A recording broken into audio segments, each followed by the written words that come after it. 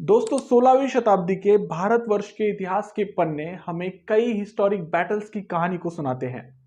इन battles के reasons हमेशा से अलग अलग थे। कुछ बैटल्स फॉरेन इन्वेजन को रोकने के लिए लड़ी गई, कुछ एक्सपांशन के लिए लड़ी गई, तो कुछ अपनी अस्मिता को बचाने के लिए लड़ी गई। लेकिन इनमें से कई बैटल्स ऐसी भी थी जो अपने आत्मसम्मान के लिए लड़ी गई थी। अगर मुझसे कोई कहे कि इसका बेस्ट एग्जाम्पल दो तो मैं उन्हें बैटल ऑफ हल्दीघाटी की दास्तां सुनाऊंगा। जी हां दोस्तों, बैटल ऑफ हल्दीघाटी ये वो बैटल है जिसमें राजपूतों की गौरव गाथा झलकती है। ये वो बैटल है जिसमें महाराणा प्रताप का शौर्य झलकता है। ये वो बैटल है जहां वीर चेतक का साहस झलकता है। तो आज के इस इंटरेस्टिंग वीडियो में हम इसी बैटल को डिटेल में जानने की कोशिश करने वाले हैं। तो ज्यादा देर ना करते हुए लेट्स मूव ऑन। ये वक्त था 16वीं शताब्दी का। उस वक्त दिल्ली की गद्दी पर मुगलों का राज हुआ करता था। मुगलों का तीसरा बादशाह जलालुद्दीन मोहम्मद अकबर पागलों की तरह एक के बाद एक टेरिटरीज को जीतते हुए अपनी बाउंड्रीज को बढ़ा रहा था। उसकी अपने दुश्मनों के प्रति नीति बिल्कुल साफ थी। या तो मेरे साथ रहकर मुगलों की अधीनता स्वीकार कर लो या फिर तैयार हो जाओ मुझसे दो दो हाथ करने के लिए। ऐसे में कई छोटी मोटी रियासतें अकबर के अधीन आ चुकी थी, कुछ उससे लड़ाई कर हारने के बाद तो कुछ मजबूरी और डर के साथ। ऐसे में बीचों बीच बसा मेवाड़ अकबर के रास्ते का कांटा बन चुका था, क्योंकि यही वो एक इकलौती रियासत थी जिसे अकबर अपने अंडर नहीं कर पाया था। एक्सपांशन के साथ साथ अकबर इस लोकेशन के जियोग्राफिक एडवांटेजेस को भी जानता था। मेवाड़ के हाथ में आ जाने से अकबर उन रास्तों पर भी कब्जा पा सकता था जो मेवाड़ से होकर गुजरात के बंदरगाहों और दक्षिणी रियासतों से मिलते थे, जहां वो इजीली ट्रेड कर दक्षिण में मिलिट्री कैंपेन्स को बढ़ावा दे सकता था। मगर अकबर के इन शाही सपनों के बीच खड़े थे मेवाड़ के शासक महाराणा प्रताप। 9 मई 1540 का वो दिन जब मेवाड़ के राणा उदय सिंह और रानी जयवंता बाई के घर राणा प्रताप का जन्म हुआ। राणा प्रताप उदय सिंह के सबसे बड़े बेटे थे। उनका बचपन भील कम्युनिटी के लोगों में बीता था। यही वो प्लेटफॉर्म था जहां से राणा प्रताप ने खेल कूद के साथ साथ युद्ध कला को भी सीखा। अपनी शूरता के साथ बड़े होते हुए उन्हें लोग महाराणा प्रताप के नाम से जानने लगे। अब समय आया मेवाड़ की गद्दी को संभालने का। मेवाड़ के तब के शासक और राणा प्रताप के पिता उदय सिंह ने अपनी सबसे प्रिय रानी धीर बाई के बेटे कुंवर जगमाल सिंह को अपना उत्तराधिकारी चुना। हालांकि जनता महाराणा प्रताप को ही अपना अगला राजा देखना चाहती थी और दरबार के सभी नोबल्स भी इसी पक्ष में थे।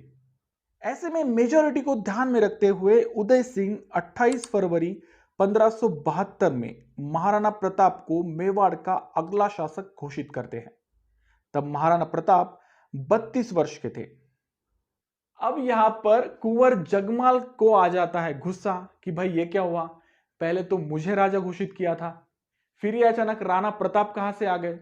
तो इसी गुस्से से भरे चेहरे को लेकर वो चला जाता है दिल्ली अकबर के दरबार में माथा टेकने के लिए कि भाई मेरे साथ बहुत नाइंसाफी हुई है, आप प्लीज मेरी मदद करो, जाके महाराणा प्रताप को हरा दो और मुझे मेरा जो राजपाट जो मेरे लिए पहले ही रचा हुआ था, मुझे पहले यहाँ का राजा घोषित किया था, मुझे मुझे वापस दे दो।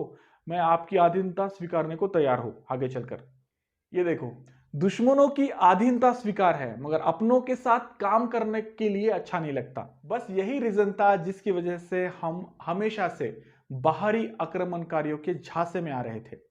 मगर फिर भी अकबर ये कभी नहीं चाहता था कि उसे महाराणा प्रताप से लड़ना पड़े। ऐसे में वो अपने कई भरोसेमंद नोबल्स को भेजता है महाराणा प्रताप के दरबार में शांति समझौते के लिए। अकबर द्वारा भेजे गए इन नोबल्स में सबसे अहम थे जलाल खान, मान सिंह, भगवान दास और तोदरमल। मगर इन सभी के लाख कोशिशों के बावजूद भी वे महाराणा प्रताप को मना नहीं पाए थे। महाराणा प्रताप हमेशा से ही इंडिपेंडेंट रहना चाहते थे। किसी दूसरे के सामने झुकना उन्हें कतई मंजूर नहीं था, खास करके अकबर के सामने। अब ऐसे में अकबर भी कंफ्यूज था कि भला कैसे वो राणा प्रताप को समझाए। कई सालों की कोशिशों के बाद finally Akbar ended up with his patience. वो अपना धैर्य पूरी तरह से खो चुका था, जिसका रिजल्ट निकलता है बैटल ऑफ हल्दीघाटी। आज के राजस्थान में एक छोटा सा गांव है खामनोर। इसी गांव के पास एक छोटे से मैदान में मुगल और राणा सांगा की सेना का आमना सामना हुआ। खामनोर से बेलचा गांव तक फैला ये रणक्षेत्र हल्दी घाटी के नाम से जाना जाता है। इस घाटी में मौजूद पीली मिट्टी और पत्थरों की वजह से इसे हल्दी घाटी कहते हैं। मिलिट्री स्ट्रक्चर की बात करें तो महाराणा प्रताप की सेना में ज्यादातर भील समुदाय के योद्धा मौजूद थे। साथ ही साथ इस युद्ध में महाराणा प्रताप का साथ अफगानों ने भी दिया था। अफगान हमेशा से ही मुगल साम्राज्य के दुश्मन बने हुए थे, लिहाजा उनका महाराणा प्रताप के साथ मिल जाना मुगलों के साथ उसी दुश्मनी को आगे बढ़ाना था। अफगानों के तरफ से Hakim Khan Suri was leading the frontier army of Maharana Pratap. अब इसके नाम से ही पता चलता है कि ये किसका डिसेंडेंट था। जी हाँ दोस्तों, ये सूर एम्पायर के पहले शासक शेर शाह सूरी का डिसेंडेंट था। ये वही शेर शाह सूरी था जिसने अकबर के पिता हुमायूं को बैटल ऑफ चौसा और बैटल ऑफ कन्नौज में हराकर मुगल एम्पायर को ब्रेक डाउन किया था और एक नए सूर एम्पायर की नींव रखी थी। वैसे इन दो बैटल्स, बैटल ऑफ चौसा और बैटल ऑफ कन्नौज को मैंने ऑलरेडी दो अलग अलग वीडियो में एक्सप्लेन किया हुआ है। आप चाहे तो उन्हें भी डिटेल में देख सकते हैं, लिंक डिस्क्रिप्शन में मौजूद है। अब अकबर की सेना की बात की जाए तो उसकी सेना का नेतृत्व मानसिंह के हाथों में था। आर्मी स्ट्रेंथ में ऑफ कोर्स अकबर की सेना बड़ी थी। कुल मिलाकर उसकी आर्मी 10,000 से भी ज्यादा थी, जिसमें कई आर्चर्स, कैवलर्स और वॉर एलिफेंट्स इंक्लूड थे। वही राणा प्रताप की सेना की बात की जाए तो उनके पास महज 4,000 सैनिक थे, जिनमें कुछ 100 आर्चर्स, कैवलर्स और वॉर एलिफेंट्स का समावेश हुआ करता था।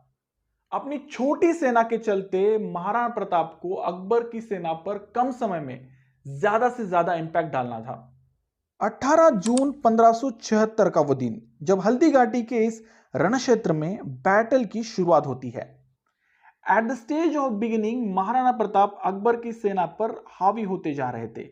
उनका यह वार इतना जोरदार था कि मुगल सैनिक अपनी जान बचाकर इधर से उधर भागने लगे। अब ऐसे सिचुएशन में मुगल आर्मी के रिजर्व फोर्स के कमांडर मेहतर खान ने यह अफवाह फैला दी कि बादशाह अकबर युद्ध भूमि में आ रहे हैं। फिर क्या था, अकबर के आने की खबर सुनकर मुगल सेना में फिर से एक नया जोश उमड़ पड़ा, मगर फिर भी उनका यह जोश महाराणा प्रताप की युद्ध नीति के सामने फीका पड़ने लगा। अपनी सेना को यूं बिखरता देख मुगलों के सेनापति मानसिंह खुद युद्ध भूमि में उतर आया। मानसिंह अकेले नहीं था, उसके साथ थे कई हाथी और घुड़सवारों के दस्ते। ऐसे में राणा प्रताप भी अपने हाथियों को युद्ध भूमि में उतारते हैं और शुरू हो जाता है एक हाथी युद्ध। मानसिंह के यूं अचानक हमले से राणा प्रताप की सेना कुछ हद तक बिखर रही थी। इससे बचने के लिए महाराणा प्रताप मानसिंह पर आगे होकर आक्रमण कर रहे थे। मुगलों की सेना को चीरते हुए Maharana Pratap was moving toward the Mansingh.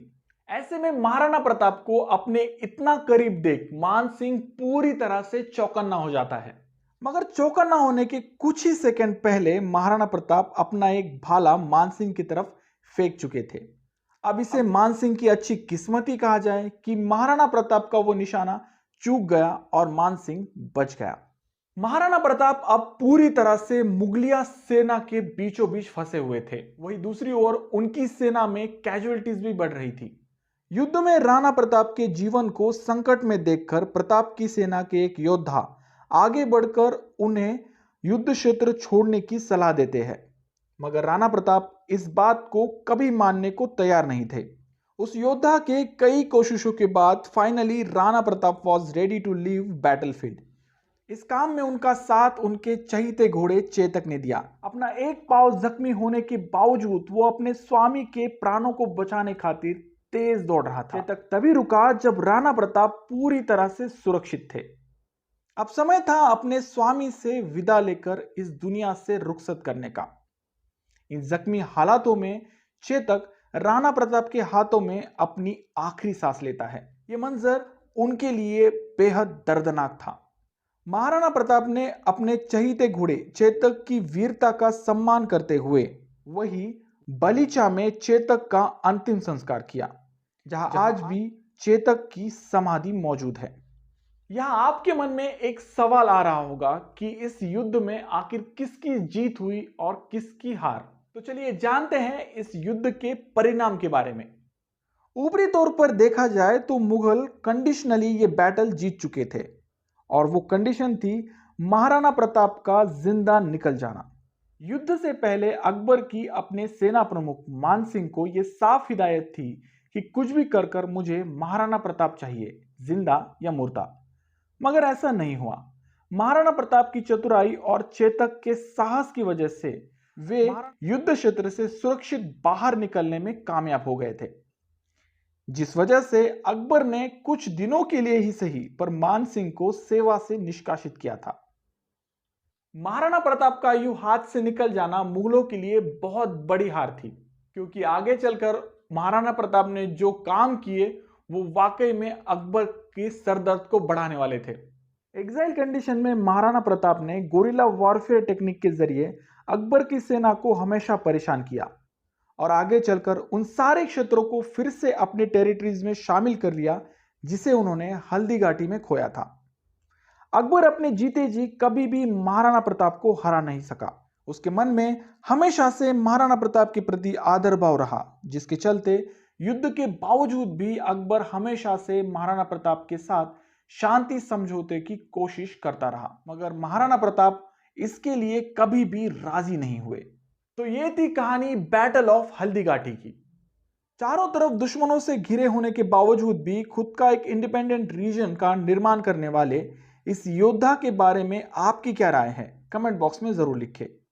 जाते जाते एक आसान सा सवाल, अकबर के एडमिनिस्ट्रेशन में वो कौन सा इंसान था जिसने अकबर की जीवनी अकबरनामा लिखी?